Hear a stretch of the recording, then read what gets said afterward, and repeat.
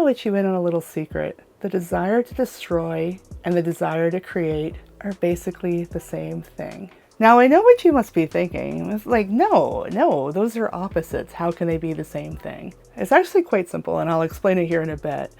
But finding this out, knowing this link has helped me so much with content creation, especially in public, something like building a YouTube channel, to never take it personally when I get mean comments or trolls or haters or any of those things, because I know why they're doing it. I know what motivates them in a way that explains it all and has basically nothing to do with me and everything to do with them. Well, that sounds like a you problem, huh? And there's a wonderful quote from Sam Rayburn that tells you everything you need to know. Any jackass can kick down a barn, but it takes a good carpenter to build one. So to explain why building and creating and destroying and tearing things down are basically from the same impulse, I want you to think about something that we're all pretty familiar with, and that's a zoo, where they keep the animals. Every zoo is a little different in that they'll all have a different mix of animals and exhibits. Depending on the climate, you're going to have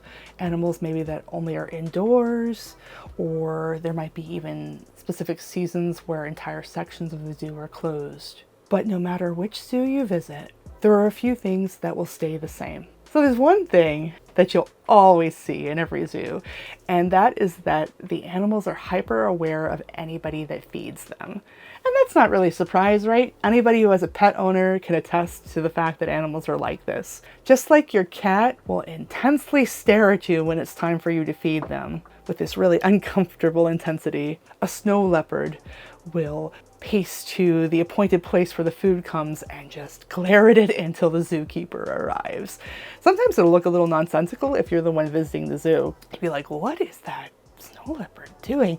And then, like clockwork, out comes the zookeeper that feeds him every time. It's actually really funny. It's very predictable. And there's another thing that you'll see at every zoo that you visit, and that's toys. Objects for the animal's enrichment, especially objects that the animals can tear apart or destroy. And that's because animals have another strong drive, in addition to food, that they're trying to fulfill with those toys, with those opportunities for destruction. And that's a little something that researchers call affectance. You might be asking yourself, affectance? Is that even a real word? What the heck is that?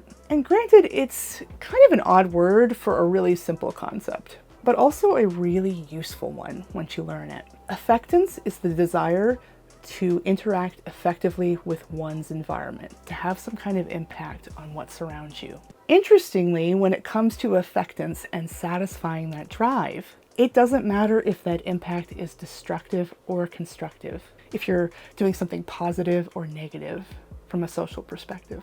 Zoo animals can easily fulfill this desire by tearing apart the toys that are provided to them. Less commonly, you might see a zoo animal interacting with sticks or rocks that they happen to find in the environment, stacking them, doing something like that. But most often you will see zoo animals engaging in affectance by tearing something apart. And human beings are animals. We're social animals. We have language, we have some other interesting features, but at the end of the day, we have a lot of those animalistic drives. And in humans, you'll find the same general behaviors. You'll meet a lot of people in life who want to leave their mark. Some of them desperately want to create beautiful things, alleviate the suffering of others, excel in some unusual talent, or inspire people. But just like in the zoo, people can satisfy the need for affectance by being destructive. They do this by carving graffiti into desks or tagging bridges on the highway. They break things when they can. They cut people down, and they find easy ways to hurt people and get away with it. Even though the impact can look radically different depending on the exact way someone chooses to gratify this desire for affectance, the underlying need is the same. At the end of the day, it's all a quest for affectance. The need to make an impact, the need to have an effect on your environments, the need to make a difference. Doesn't matter whether it's a positive or negative difference. I mean, to me it does. But as far as the base drive desire, they're the same. And unfortunately, it's much easier to tear something down than to build something. Like I said at the beginning, any old jackass can kick down the barn. The carpenters have a harder time, the people who have to be constructive and to build. It would be much easier to give Mona Lisa a Sharpie mustache than it was to paint her in the first place. It's just a little something to keep in mind the next time you deal with a hater or a troll. You're both looking for affectance. You have that in common, but you're in a whole other league. Anyway, it was great talking to you as always. Thanks for watching, and I'll see you in the next video.